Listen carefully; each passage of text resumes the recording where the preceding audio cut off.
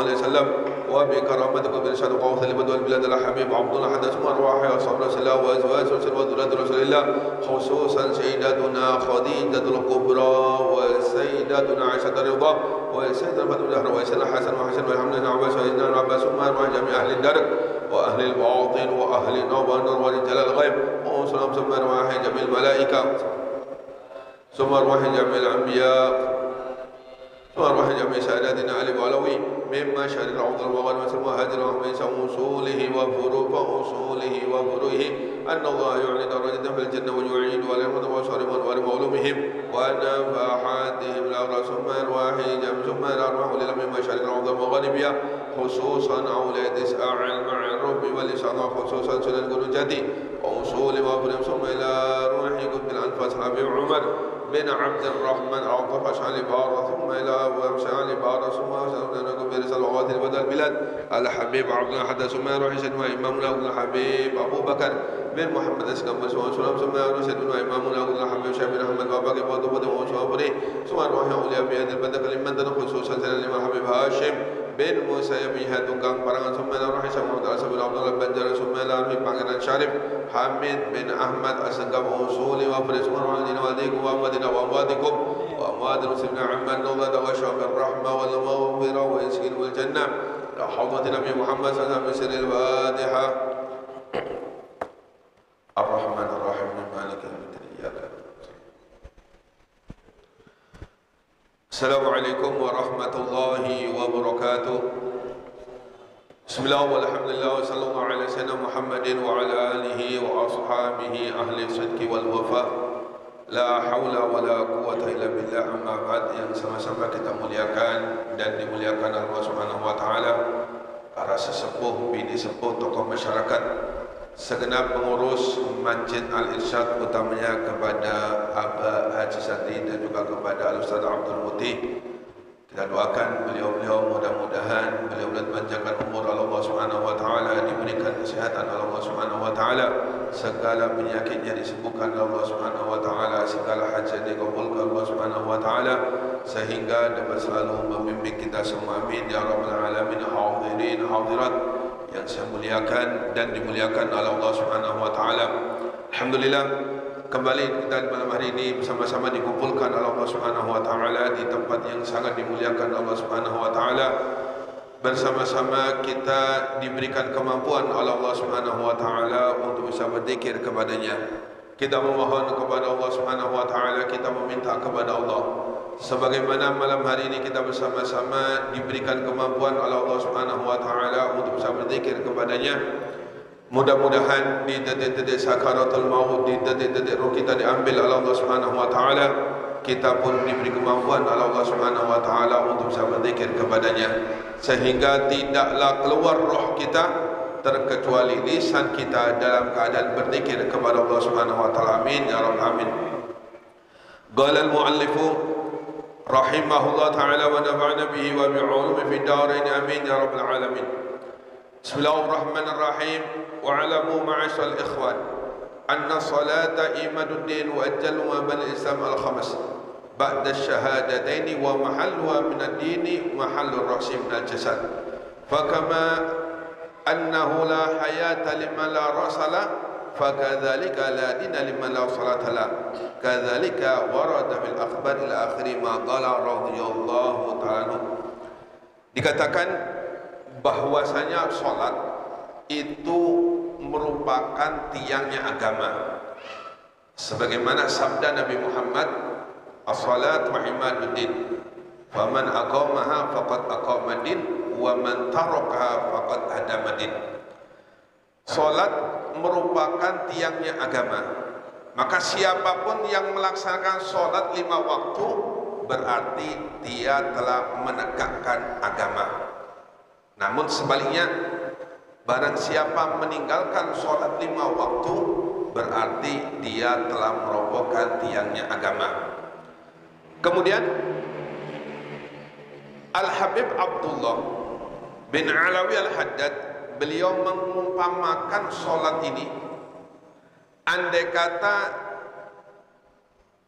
berada di anggota tubuh kita, maka ibaratnya sholat ini laksana kepala kita, kata beliau. Sebagaimana orang sunnatullah tidak bakal bisa hidup tanpa kepala, begitu pula tidak beragama, tidak punya agama, liman la sholat ta'ala, bagi mereka orang-orang yang gak mau sholat, kata Habib Abdullah Al-Haddad.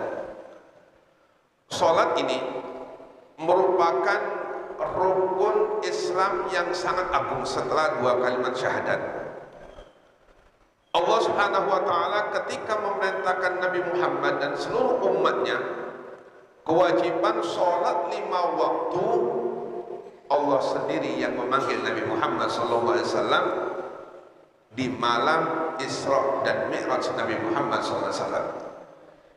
Disitulah Allah Subhanahu wa ta'ala memerintahkan Nabi Muhammad SAW untuk melaksanakan sholat 5 waktu yang asalnya Allah Subhanahu wa ta'ala memerintahkannya 50 waktu. Kemudian dengan kemurahan Allah Subhanahu wa ta'ala, dengan keistimewaan umat Nabi Muhammad SAW, kemudian diringkas sholat yang tadinya 50 waktu menjadi 5 waktu. Dan sholat ini merupakan rangkuman atau kumpulan dari seluruh ibadahnya malaikat Allah Subhanahu wa ta'ala. Malaikat ibadahnya ada yang khusus ruku ila yaumil qiyamah, ada yang khusus sujud ila yaumil qiyamah. Ibadah-ibadah malaikat kemudian dikumpulkan oleh Allah Subhanahu wa ta'ala menjadi satu yang namanya sholat, dan kemudian diwajibkan oleh Allah Subhanahu wa ta'ala kepada Nabi Muhammad dan kepada seluruh umat Nabi Muhammad sallallahu alaihi wasallam. Kunci dari segala kesuksesan baik di dunia maupun ketika kembali ke Allah Subhanahu wa ta'ala, yaitu menegakkan atau melaksanakan sholat 5 waktu. Bagaimanapun jeleknya perilaku kita, bagaimanapun buruknya perilaku kita, jangan sampai kita meninggalkan sholat 5 waktu. Sebab sholat 5 waktu merupakan penyambung, tali yang menyambungkan antara hamba kepada Allah Subhanahu wa ta'ala.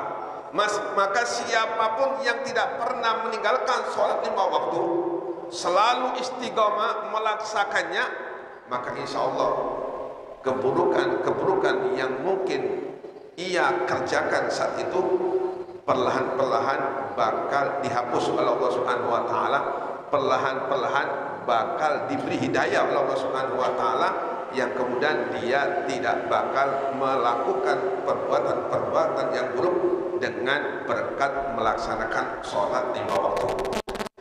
Dan sholat 5 waktu ini merupakan awal pertama kali yang bakal dihisab oleh Allah Subhanahu wa ta'ala yaumil qiyamah. Awwalu ma yuhasabu bil 'abdu yaumil qiyamah as-shalah. Pertama kali yang bakal dihisab oleh Allah Subhanahu wa ta'ala di hari kiamat itu sholat kita.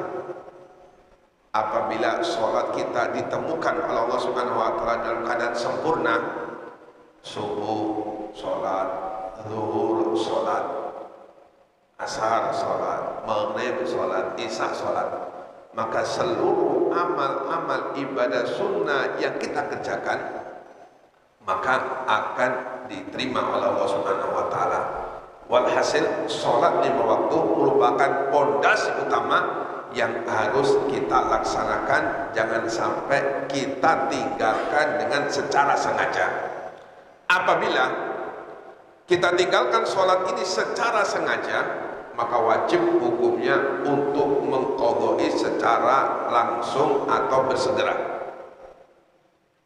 Zuhur enggak sholat sengaja karena ada sesuatu hal, kemudian enggak sholat, maka hukumnya wajib mengqadha dengan segera, secepatnya. Tidak boleh melaksanakan sholat sunnah. Berbeda dengan apabila kita tinggalkan sholat karena ada uzur seperti ketiduran, jam 9 baru bangun. Nah, ini sunnah hukumnya mengqadha dengan segera. Kalau mengqadhanya wajib. Cuma segera atau enggak segera ini ada pembahasan. Apabila ditinggalkan secara sengaja wajib segera untuk mengqadha. Apabila tidak sengaja sunnah hukumnya segera untuk mengqadha atau langsung mengqadha. Kemudian suatu ketika dikatakan dalam satu riwayat, iblis ini pernah menemani manusia. Iblis ini merubah bentuknya sebagai manusia, menemani manusia berjalan sampai ke tengah-tengah hutan. Manusia ini zuhur nggak sholat, asar nggak sholat, maghrib nggak sholat, isya nggak sholat, sampai di tengah hutan. Iblis tadi yang merubah bentuknya sebagai manusia langsung menghindar atau menjauh dari orang tersebut. Ketika iblis ini hendak lari dari orang tersebut, ditegur oleh orang tersebut, wahai manusia, wahai fulan, kenapa engkau tinggalkan aku? Bukankah engkau mulai tadi siang menemaniku sampai saat ini? Kenapa saat ini di waktu yang gelap di tengah hutan justru engkau meninggalkan diriku? Apa kata iblis? Wahai fulan, ketahuilah, aku ini bukan manusia. Aku ini cuma merubah rupaku, merubah bentukku sebagai manusia. Sebenarnya aku ini iblis yang pernah dilaknat oleh Allah Subhanahu wa taala karena meninggalkan satu perintah dari Allah Subhanahu wa taala, yaitu tidak mau memberi penghormatan kepada Nabi Adam. Iblis merasa lebih mulia, iblis merasa lebih alim, iblis merasa lebih banyak ibadahnya, iblis merasa lebih banyak sujudnya. Ketika Allah perintahkan untuk menghormat kepada Nabi Adam, karena iblis merasa lebih dari Adam, maka iblis ini tidak mau mengerjakan perintah Allah Subhanahu wa taala. Maka sebab inilah dilaknat oleh Allah Subhanahu wa taala. Kemudian kata iblis, ketahuilah, aku sekali saja melanggar perintah Allah Subhanahu wa taala, dilaknat oleh Allah Subhanahu wa taala, padahal sebelumnya aku sudah beribu-ribu tahun beribadah kepada Allah Subhanahu wa taala. Berjuta-juta tahun beribadah kepada Allah Subhanahu wa taala, karena satu kesalahan tidak mengerjakan perintah Allah untuk memberi penghormatan kepada Nabi Adam, aku dilaknat oleh Allah Subhanahu wa taala. Bagaimana dengan dirimu, kata iblis?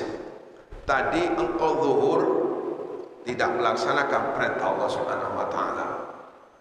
Asar engkau tidak mengerjakan perintah Allah. Maghrib engkau tidak mengerjakan perintah Allah. Dan isya saat ini engkau pun tidak mengerjakan perintah Allah Subhanahu wa taala. Sehari yang aku ikuti, kamu ini melanggar perintah Allah sebanyak 4 kali.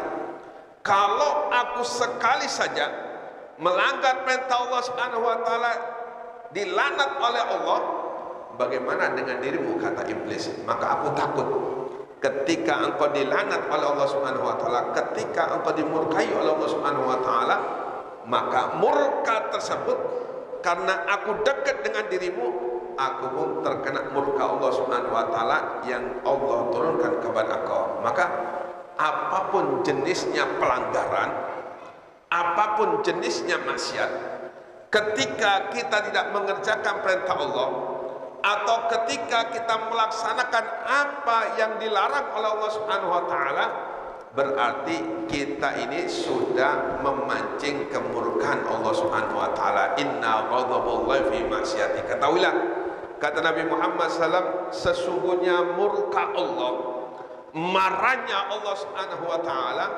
apabila kita tidak mau mengikuti, menurutin perintah Allah, atau tidak mau menjauhi apa yang dilarang oleh Allah Subhanahu wa taala. Maka kita tidak boleh meremehkan sekecil apapun dari perbuatan-perbuatan yang dimurkai oleh Allah Subhanahu wa taala.